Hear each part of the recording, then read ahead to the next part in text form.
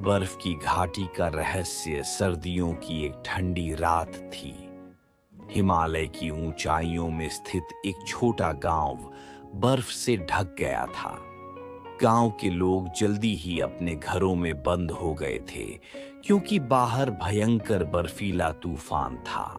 16 साल की नंदिनी, जो गांव की सबसे साहसी लड़की मानी जाती थी, अपने पिता के साथ हिरन पहाड़ की चोटी के पास वाले जंगल में लकड़ी काटने गई थी। लेकिन जब तूफान अचानक आया, नंदिनी अपने पिता से बिछड़ गई। उसने अपने चारों ओर देखा, पर सब कुछ सफेद और धुंधला हो गया था। नंदिनी ने सोचा, मुझे किसी सुरक्षित जगह पर पहुंचना होगा। वह तेज कदमों से चल पड़ी, परंतु जल्द ही उसका रास्ता एक घने जंगल की तरफ मुड़ गया। अचानक उसने महसूस किया कि कोई उसकी ओर देख रहा है। उसने मुड़कर देखा तो उसकी नजरें एक बड़े भूरे भेड़िए से मिलीं। नंदिनी का दिल जोर से धड़कने लगा। वह जानती थी कि बर्फीले इलाके में भूखे भेड़िए बहुत खतरनाक हो सकते हैं। लेकिन इस भेड़िए की आंखों में एक अजीब सी शांति थी। भेड़िए ने उसकी ओर धीरे धीरे कदम बढ़ाया, मानो वह उसे नुकसान नहीं पहुंचाना चाहता हो।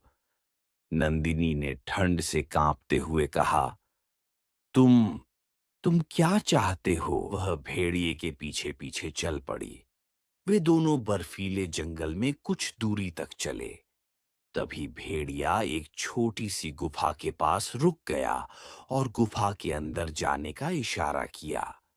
नंदिनी समझ गई कि भेड़िया उसे तूफान से बचाने के लिए सुरक्षित स्थान पर ले आया था।